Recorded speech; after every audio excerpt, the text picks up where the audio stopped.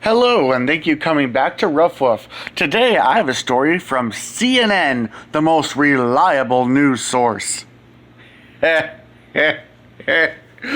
No, not anymore. But regardless of politics, I decided to give CNN a chance. I tried. And so I wanted to see how they would cover President Donald J. Trump getting the coronavirus from Wuhan, China. And this is what they had to say. You're going to like this. That this was how did you put it, a red alert for the administration when it... Listen to what this woman says, and I'm going to pause it, and I want you to think, okay? I'll give you a couple seconds to think. comes to what could happen, and now I think our worst fears, and I'm sure the president and the first ladies have been realized. John, I said hours ago that this was a code red moment for the U.S. government before we even had these diagnoses from FLOTUS and POTUS. At this point, knowing that the president is sick and that the pandemic is affecting personnel in the White House, this may be the most dangerous moment that the U.S. government has ever faced. Did you hear that? President Trump getting the coronavirus is the worst thing possibly that the government has ever faced. Think about it. I'll give you a couple seconds. Okay, that's a couple seconds. So, a couple things come to mind. The Civil War, World War II. I mean, a couple things right there. But Trump getting COVID is possibly the worst thing that had ever happened. Now let's continue on with what she has to say. The president is suffering from a deadly virus. This feels like something we should be watching on an episode of Homeland. A deadly virus. It's so scary. Oh, he's suffering. Oh no, it's so deadly. Oh. President of the United States is suffering from a deadly virus. He has to quarantine. He is not able to fully perform his duties as commander-in-chief.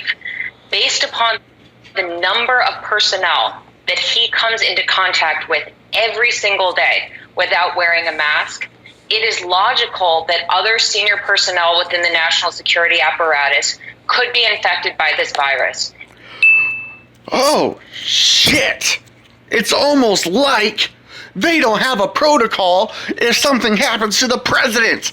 Now you tell me, woman, what happens? Just what happens if the president dies? Oh, wait. That's right. That's why we have a vice president. Oh, my gosh. Oh, and if he dies, then it goes to the next person. Woman... This woman doesn't know that we have protocols in place if the president gets a virus and can't perform his duties. What happens if Joe Biden gets in presidency and he can't fully function with his job, with his mental decline? Oh, that's right. Kamala Harris is going to be put in office. Oh my God, this woman. At minimum, they will also be unable to fully perform their duties. In a month, they will not be able to perform their duties. Okay.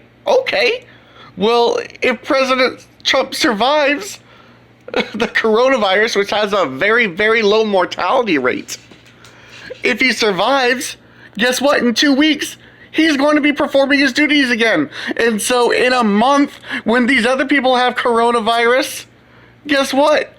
It doesn't matter because Trump is still in office. Oh, and let's not forget, if Trump doesn't get elected, guess what? There's still other people in office. This is the most dangerous situation that our government may have ever faced. Really, woman? Okay. U.S. government is incredibly vulnerable at this moment. We do not... Okay, let's say our government really is in danger. And we are vulnerable. Do you really think it's the smartest decision to say that on TV? To let our enemies know, hey, we're vulnerable. Hey, come attack us. Have a full team on deck.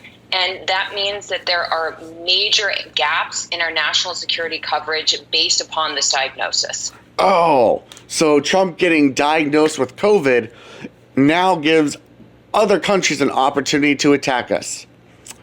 Okay, woman. Okay. Well, there you go. That's my short video for today. But congratulations, you just seen the wisdom of CNN. I hope you all have a great day. What? There it is.